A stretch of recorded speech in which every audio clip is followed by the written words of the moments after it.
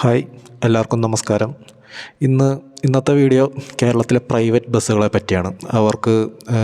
അവരുടെ ഒരു സ്വഭാവത്തിനെ പറ്റിയും പിന്നെ അവർക്ക് ഇപ്പം ഉണ്ടായ ബിസിനസ്സിൻ്റെ ഒരു പതനം ഉണ്ടായിട്ടുണ്ടല്ലോ, അതിനെ പറ്റിയൊക്കെയാണ്. അതുപോലെ പ്രൈവറ്റ് ബസ്സുകളെ പറ്റി മാത്രമല്ല, KSRTCയെ പറ്റിയും ഞാൻ പറയുന്നുണ്ട്. പക്ഷേ വീഡിയോയുടെ അവസാനമായിരിക്കും ഒരു ബോണസ് പോലെ. അപ്പോൾ വീഡിയോ അവസാനം വരെ കാണുക. അപ്പോൾ നിലവിൽ KSRTC സ്ത്രീകൾക്ക് ഫ്രീ യാത്ര അനുവദിച്ചതിന് ശേഷം കേരളത്തിലെ പ്രൈവറ്റ് ബസ്സുകൾക്ക് ഒരു ഇത് പറ്റിയിട്ടുണ്ട്. ബിസിനസ്സിൽ ആൾക്കാരും കയറുന്നില്ല. അപ്പോൾ അങ്ങനെ ഒരു വിഷയത്തിൽ എനിക്ക് പേഴ്സണലി ഭയങ്കര സന്തോഷമുണ്ട്. കാരണം എൻ്റെ വീട് തൃശ്ശൂരാണ്.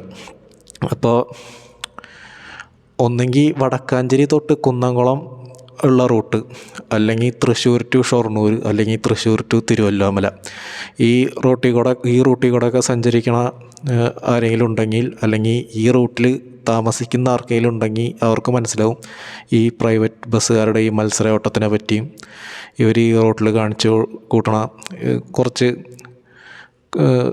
ഈ ഗുണ്ടായിസത്തിനെ പറ്റിയൊക്കെ.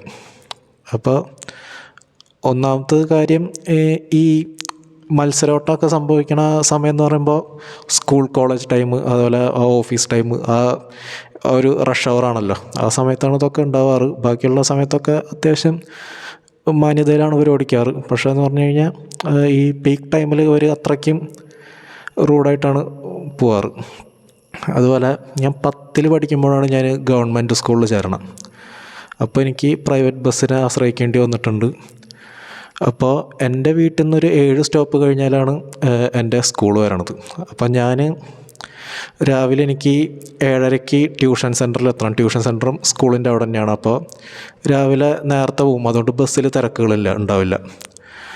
അപ്പോൾ ഞാൻ ഫുൾ ചാർജാണ് കൊടുക്കാറ്. ആ സമയത്ത് 7 രൂപ അല്ലെങ്കിൽ 8 രൂപയായിരുന്നു ഫുൾ ചാർജ്. അതുപോലെ സ്റ്റുഡൻസിൻ്റെ കൺസെഷൻ ഫീസ് 1.5 രൂപയും 2 രൂപയൊക്കെ ആയിരുന്നു. അപ്പോൾ ഞാൻ കൺസെഷൻ ഫീസ് കൊടുക്കാറില്ല, ഞാൻ ഫുൾ ചാർജ് കൊടുത്തിട്ടാണ് പോകാറ്. എനിക്ക് ഇരുന്ന് പോകാനായിരുന്നു താല്പര്യം. അപ്പോൾ അങ്ങനെ പോയി. പക്ഷേ രാവിലെ പോകുമ്പോൾ കുഴപ്പമില്ല, വൈകിട്ട് വരുമ്പോഴാണ് വിഷയം. കാരണം ആ സമയത്ത് നല്ല തിരക്കായിരിക്കും.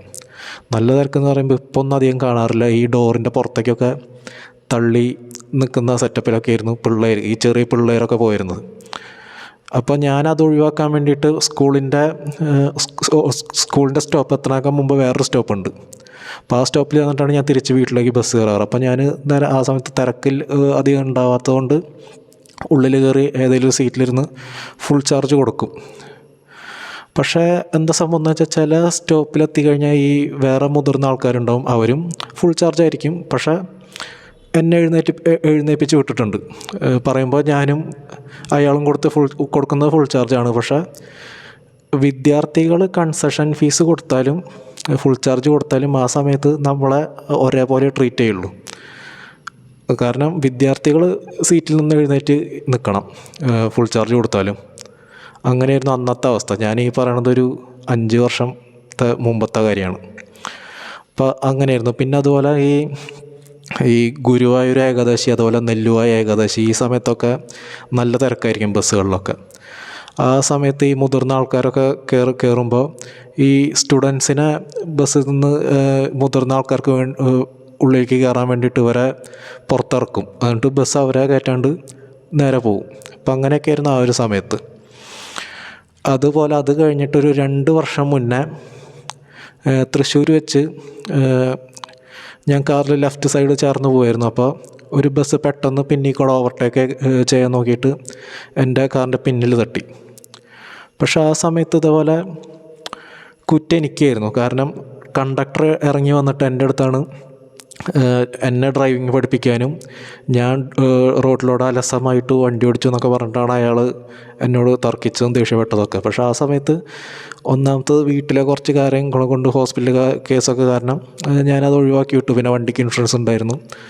പക്ഷേ ആ സമയത്തും ഈ വണ്ടി ഓടിച്ച ഡ്രൈവർ ഒന്നും ഇറങ്ങി വന്നില്ല. ഈ കണ്ടക്ടർമാർക്കായിരുന്നു കൂടുതൽ കാര്യം. അപ്പോൾ അങ്ങനെയായിരുന്നു.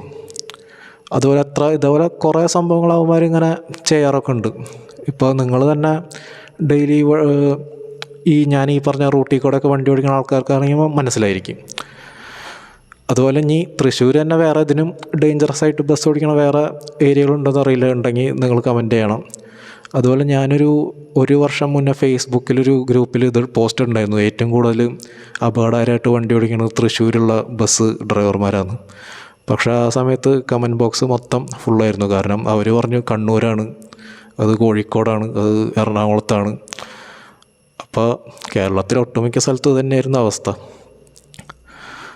പിന്നെ അതുപോലെ KSRTCയുടെ കാര്യം, ഞാനൊരു 4 വർഷം മുന്നേ ബാംഗ്ലൂർക്ക് പോകുമ്പോൾ ഇതുപോലെ ഡ്രൈവറുടെ തൊട്ട് ലെഫ്റ്റ് സൈഡിലെ സീറ്റായിരുന്നു ഞാൻ ബുക്ക് ചെയ്തിട്ടുണ്ടായിരുന്നു. ആ സമയത്ത് ആ സീറ്റ് ഞാൻ ബുക്ക് ചെയ്യുമ്പോൾ ഒഴിഞ്ഞ് കിടക്കുമായിരുന്നു, അപ്പോൾ അത് ബുക്ക് ചെയ്തു. അതുപോലെ ഞാൻ സീറ്റ് എടുക്കുകയാണെങ്കിൽ കൂടുതലും ഈ 2 പേരിരിക്കുന്ന സീറ്റൊക്കെ എടുക്കാറുള്ളൂ, ഈ 3 പേരിരിക്കണത് എടുക്കാറില്ല. അത് ചിലപ്പോൾ വയസ്സായിട്ടുള്ള ആൾക്കാർ വരികയാണെങ്കിൽ നമ്മൾ ചിലപ്പോൾ അതിൻ്റെ സെൻറ്ററിൽ കയറിയിരിക്കേണ്ടി വരും. അപ്പോൾ അതെനിക്ക് ഭയങ്കര ഡിസ്കംഫർട്ടായിരുന്നു. അപ്പോൾ ഞാനത് അങ്ങനെ എടുക്കാറില്ല. അപ്പോൾ ഞാൻ ഈ ഡ്രൈവറുടെ ഇപ്പുറത്തെ സീറ്റുള്ളതുകൊണ്ട് അത് ബുക്ക് ചെയ്തു. പക്ഷേ ഈ കണ്ടക്ടറുടെ സീറ്റ് എപ്പോഴും പിന്നിൽ അവർക്കത് കണ്ടക്ടറിന് എഴുതി വെച്ചിട്ടുണ്ടോ, അതാണ് അവരുടെ സീറ്റ്. പക്ഷേ ഞാനന്ന് ബസ് കയറിയപ്പോൾ കുറച്ച് ദൂരം പോയപ്പോൾ കണ്ടക്ടറിൻ്റെ അടുത്ത് വന്ന് പറഞ്ഞു, സീറ്റ് മാറി വേറെ സീറ്റ് തരാം, അവിടെ ചെന്നിരിക്കണം, അത് കണ്ടക്ടറുടെ സീറ്റാണ്. അങ്ങനെ പറഞ്ഞ് എന്നെ സീറ്റ് മാറ്റി ഇരുത്തി. അതുപോലെ 3 പേരിരിക്കുന്ന സീറ്റിൻ്റെ ഏറ്റവും നടുക്കുള്ള സീറ്റ് എനിക്ക് കിട്ടി. പക്ഷേ ആ സമയത്ത് തന്നെ ഞാനത് കംപ്ലയിൻറ്റ് ചെയ്തിട്ടുണ്ടായിരുന്നു. അവരുടെ സൈറ്റിലൊരു നമ്പർ വെച്ചിട്ട് ഞാനത് വണ്ടിയുടെ നമ്പറൊക്കെ കൊടുത്ത് കംപ്ലയിൻറ്റ് ചെയ്യുന്നത്. ഇപ്പോൾ പ്രത്യേകിച്ച് അതിന് ഒരു നടപടിയൊന്നും ഉണ്ടായിട്ടില്ല ഇതുവരെ. പിന്നെ അതിന് ശേഷം ഞാനൊരു വട്ടം ഇതേപോലെ ടിക്കറ്റ് ബുക്ക് ചെയ്തിട്ട് ക്യാൻസലാക്കി. ആ സമയത്ത് എനിക്ക് റീഫണ്ട് ഒരു 7 ദിവസത്തിനുള്ളിൽ തരാമെന്നാണ് പറഞ്ഞത്. പക്ഷെ അതും എനിക്കിതുവരെ കിട്ടിയിട്ടില്ല. ഞാൻ അതിൻ്റെ ഇടയ്ക്ക് പലവട്ടം കംപ്ലയിൻ്റ് ഒന്നും കൂടിയും കൊടുത്തു നോക്കി, പക്ഷെ ഇതുവരെ കിട്ടിയിട്ടില്ല. അപ്പോൾ നിങ്ങൾക്ക് ഈ പ്രൈവറ്റ് ബസ്സുകളെ പറ്റി അല്ലെങ്കിൽ KSRTCയെ പറ്റിയുള്ള അഭിപ്രായങ്ങളൊക്കെ കമൻറ്റ് ചെയ്യണം. അതുപോലെ വീഡിയോ ഇഷ്ടപ്പെട്ടിട്ടുണ്ടെങ്കിൽ ലൈക്ക് ചെയ്യണം, സബ്സ്ക്രൈബ് ചെയ്യണം, അതുപോലെ ആർക്കെങ്കിലും ഷെയർ ചെയ്യണം. അപ്പോൾ നാളെ അടുത്ത വീഡിയോ ആയിട്ട് വരാം.